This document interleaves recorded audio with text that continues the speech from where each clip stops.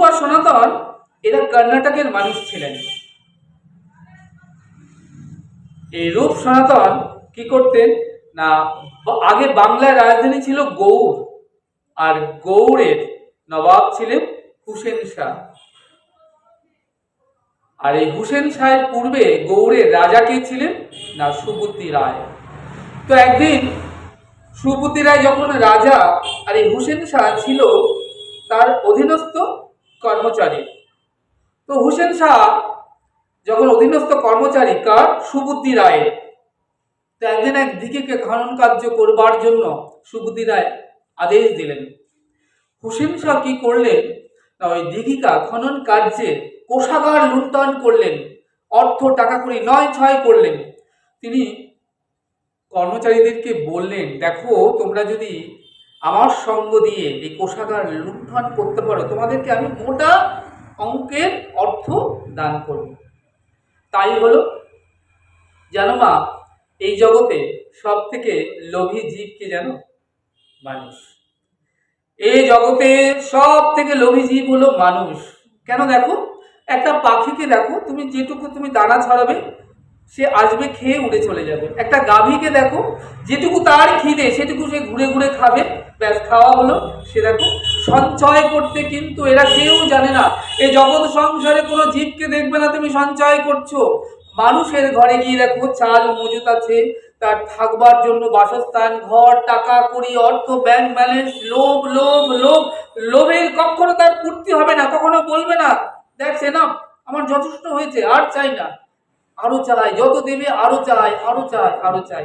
তাহলে হৃদয়টাই চাইতে চাইতে যেন জ্বলে যায়, শেষ হয়ে যাচ্ছে, ক্ষয় হয়ে যাচ্ছে, বিলীন হয়ে যাচ্ছে, তবুও তার চাইবার আকাঙ্ক্ষা কখনো কিন্তু পূর্তি হয় না। তাই কি করলেন না, সুবুদ্ধি রায়ের কোষাগার লুণ্ঠন করলেন হুসেন শাহ। একথা যখন সুবুদ্ধি রায় জানতে পারলেন, পিঠে হুসেন শাহের বেত্রাঘাত করলেন। কালক্রমে দেখো নবাব হলেন হুসেন শাহ, আর তার অধীনস্থ কর্মচারী হলেন সুবুদ্ধি রায়। একদিন নবাবের বেগম জিজ্ঞেস করছেন নবাবকে, আচ্ছা তোমার পিঠে এই দাগগুলো কিসের? কালো কালো দাগ পড়ে গেছে, রক্ত জমে গেছে। তখন হুসেন শাহ বললেন, দেখো, পূর্ব কথা সব কিছু খুলে বললেন যে আমি অন্যায় করেছিলাম, আমি রাজকোষাগার লুণ্ঠন করেছিলাম, তাই রাজা জানতে পেরে আমাকে বেত্রাঘাত করেছিলেন। বললেন, তুমি তো এখন নবাব, সে তোমার অধীনস্থ কর্মচারী, তাই আমি চাই তুমি তার প্রাণ নাও। যতক্ষণ না তুমি তার প্রাণ নেবে, এই আমি অন্ন জল পরিত্যাগ করলাম, আমি কিছুই গ্রহণ করব না। বললেন, তা কি করে সম্ভব? অপরাধ তো আমার ছিল, দোষ আমি করেছিলাম। বললেন, আমি কিচ্ছু শুনতে চাই না। বেগম সাহেবা বললেন, তা যদি প্রাণ নিতেই না পারো, অন্তত এই কার্য করো, তুমি তাকে জাতিচ্যুত করো। আর জাতিচ্যুত হলে তিনি জাতভ্রষ্ট হবেন, আর ব্রাহ্মণ সমাজ, বৈষ্ণব সমাজ তাকে ত্যাগ করবেন। তাই হলো। হুসেন শাহ কি করলেন না, করোয়ার পানি পান করিয়ে তিনি সুবুদ্ধি রায়ের জাত নষ্ট করলেন, আর জাত নষ্ট করাতে তিনি জাতভ্রষ্ট হলেন, জাতিচ্যুত হলেন। এখন মনের দুঃখে সুবুদ্ধি রায় তিনি এসেছেন ব্রাহ্মণ সমাজের কাছে বিধান চাইতে, যে আমার তো জাত নষ্ট হয়েছে, আমি জাতিচ্যুত হয়েছি, তাহলে কি করলে আমি আবার জাতে উঠতে পারবো? তারা বিধান দিলেন যে 500 গ্রাম গরম টকবক করে ফুটন্ত ঘি যদি বক বক করে খেয়ে ফেলতে পারো, তাহলে তুমি আবার জাতে উঠতে পারবে।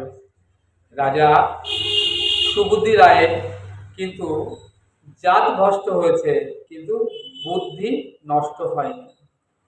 তোমরা বিচার করো, টক বক করে ফুটন্ত ঘি যদি কেউ বক বক করে খেয়ে ফেলে, তাহলে সে জাতে কি উঠবে? সে তো হরিবোল হয়ে যাবে। তাই কি করলেন সুবুদ্ধি রায় মনের দুঃখে তিনি ভাবলেন, তাহলে আমার এই দেহ রেখে লাভ কি? তাই এই দেহ বিসর্জন দেওয়াই ভালো। কোথায় দেবেন না, গঙ্গায় দেহ বিসর্জন দেবেন। তাই তিনি কি করলেন না, অতি প্রত্যুষে তিনি চলেছেন কোথায় না, কাশীর গঙ্গায়। প্রাণ বিসর্জন দেবেন বলে। প্রত্যুষে, কারণ প্রাণ ত্যাগ করা সহজ, তখন লোকজন ঘাটে কম থাকে। তাই কি করলেন, তিনি যখন সুবুদ্ধি রায় কাশীর গঙ্গার ঘাটে যাচ্ছেন প্রাণ বিসর্জন দিতে, এমন সময় কাশীতে মহাপ্রভু আগমন হলো। মহাপ্রভু অগণিত ভক্তমণ্ডলীকে সাথে নিয়ে কুল করতাল নাম সংকীর্তন করতে করতে তিনি সেখানে এলেন। সুবুদ্ধি রায় তিনি কি করলেন না, ওই গৌর চরণে এসে পড়লেন। এদিকে আমার গৌর সুন্দর রাধাভাবে ভাবাবিষ্ট হয়ে তিনি বসে আছেন এক বৃক্ষতলে। যখন বসে আছেন এমন সময় সুবুদ্ধি রায় এসে মহাপ্রভুর চরণে পড়লেন। মহাপ্রভু তো রাধাভাবে ভাবাবিষ্ট হয়ে গেছেন, বললেন, কে কে এলে, কে অমন করে আমার চরণে এসে পড়লে? সুবুদ্ধি রায় বলছেন, আমি আমি সুবুদ্ধি। বললেন, অমন করে আমার চরণে এসে পড়লে কেন? বললেন, প্রভু গো, আমার জাত গেছে। বাবু বললেন, কি বললে? তোমার জাত গেছে? জাত আবার যায় নাকি? বলো তো হরি বল, বলো তো হরি বল, হরি বল। সুবুদ্ধি, এই তো তুমি হরি বল বললে। যার কণ্ঠে হয় হরিনামের স্ফুরণ, তার জাত চলি গেলা, এ কথা কহে কোনজন? তাহলে প্রভু আমার জাত যায় নাই? মহাপ্রভু বললেন, না, তোমার জাত যায়নি। যার জিহ্বায় সদা কৃষ্ণ নাম করিছে নর্তন, সে নয় কবু অধম, সে হয় সর্বোত্তম। যার জিহ্বায় অহর্নিশি কৃষ্ণ কৃষ্ণ কৃষ্ণ কৃষ্ণ সদা করিছে নর্তন, সে কবু নয় অধম, সে হয় সর্বোত্তম। তাহলে অধম কে? অধম সে যার নাই কৃষ্ণ প্রেমধন, সে হয় অধম। সুবুদ্ধি বলেন, প্রভু গো, তাহলে আমার জাত যায়নি? বলেন, না। বলছেন, জাত তো তাদের গেছে যারা বলেছে তোমার জাত চলে গেছে।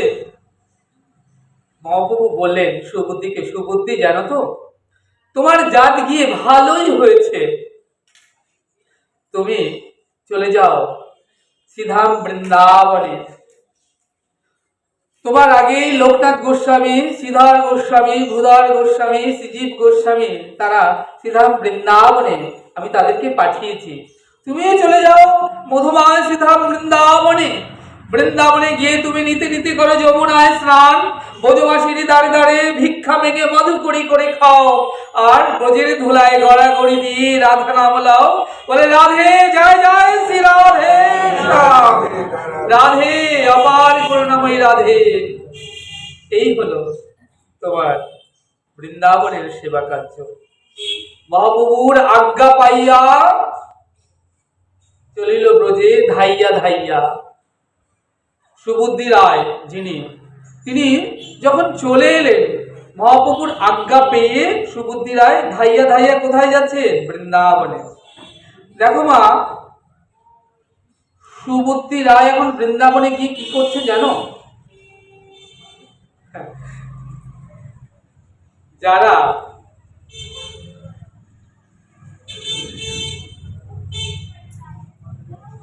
হাতির পিঠে ছাড়া যিনি চলেন না, খুব ধ্যান দেবে, ফলের রস ছাড়া যিনি পান করেন না, রেশমের দামি পোশাক ছাড়া যারা পরেন না, রাজ অলঙ্কার, রাজবেশ, রাজভূষণে যারা ভূষিত না হয় পথে বাহির হন না, সুবুদ্ধি রায়, সেই রাজা সুবুদ্ধি এখন বৃন্দাবনে কি কি করছে জানো?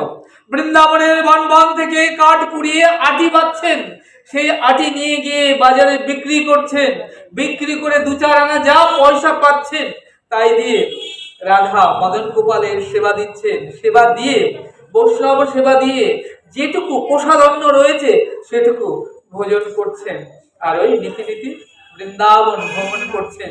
যমুনায় স্নান করছেন আর ব্রজের ধুলি গায়ে মাখছেন রাধে রাধে বলতে বলতে।